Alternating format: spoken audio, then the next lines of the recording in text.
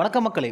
மும்பைக்கும் சிஎஸ்கேக்கும் வரும் 2ஆம் தேதி சென்னை சேப்பாக்கம் மைதானத்தில் போட்டி நடைபெற இருக்கிறது.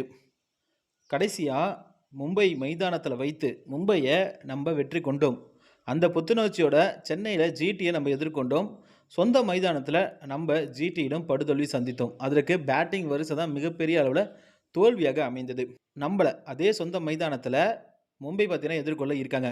அதற்கு முன்பாக இன்னைக்கு மும்பை பார்த்தீங்கன்னா எஸ்ஆர்ஹெச்சை மோத இருக்காங்க. இந்த போட்டியில் வெற்றி பெற வேண்டிய கட்டாயத்தில் மும்பை இருக்கிறது. அப்படி வெற்றி பெற்றால் நல்ல புத்துணர்ச்சியோட சிஎஸ்கேவை மோத வராங்க 2ஆம் தேதி. மும்பையை எதிர்கொள்ள சிஎஸ்கேவில் பேட்டிங் வரிசை ஏன் திடீர்னு பலவீனம் ஆணுச்சு அப்படின்னா ஆயுஷ் மாத்திரே காயம் காரணமாக வெளியேறினது. பிராவிஸ் பார்த்தீங்கன்னா இன்னும் ஃபார்முக்கு வராதது. ருத்ராஜ் கேக்வாட்டும் இன்னும் ஃபார்முக்கு வராதது. ஒற்றையாளாக சஞ்சு சாம்சன் சிஎஸ்கே அணியை தூக்கி நிப்பாட்டி இருக்காரு. அவர் ஒரு ஆளால் மட்டுமே சிஎஸ்கேவை ஃபைனல் வரைக்கும் கொண்டு போக முடியாது. இப்படி பல பிரச்சனைகள் சிஎஸ்கேல இருந்ததுனால தான் ஜிடிக்கு எதிரான போட்டியில் நம்ம தோல்வி அடைந்தோம். ஆனால் மும்பைக்கு எதிரான போட்டியில் மீண்டும் சென்னை மைதானத்தில் நம்ம வெற்றி பெற வேண்டும் என்றால் இந்த பிளேயிங் 11 அணி தான் களம் இறங்க வேண்டும். அதனால் பிளேயிங் 11ல் சில மாற்றங்களை சிஎஸ்கே பார்த்தீங்கன்னா செஞ்சுருக்காங்க. மும்பைக்கு எதிராக களமிறங்க போகிற சிஎஸ்கேவோட பிளேயிங் 11 அணி இதுதான். Sanju Samson, Ruturaj Gaikwad, Urvil Patel, Sarfaraz Khan, Brevis, Shivam Dube, Kartik Sharma, Jamie Overton, Akeal Hosein, Noor Ahmad, Anshul Kamboj, Gurjap Singh.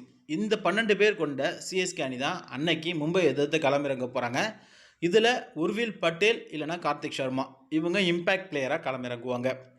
ஏன் இந்த வாட்டி மாற்றம் இல்லை அப்படின்னா முக்கியமான ஒரு அதிரடி பேட்ஸ்மேனை தற்போது தான் பயிற்சிக்கு கொண்டு வர பேசிக்கிட்டு இருக்காங்க.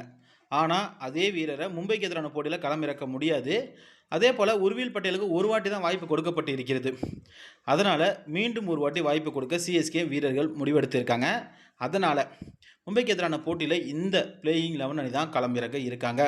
கண்டிப்பாக வெற்றி பெறணும் அப்படிங்கிற முனைப்போடு தான் சிஎஸ்கேவும் களமிறங்கும். ஏன்னா தோல்வி அடைந்து விட்டால் நம்ம பிளே ஆஃப் சொல்வதற்கான வாய்ப்பு மிக மிக கடினமாகவே இருக்கும்.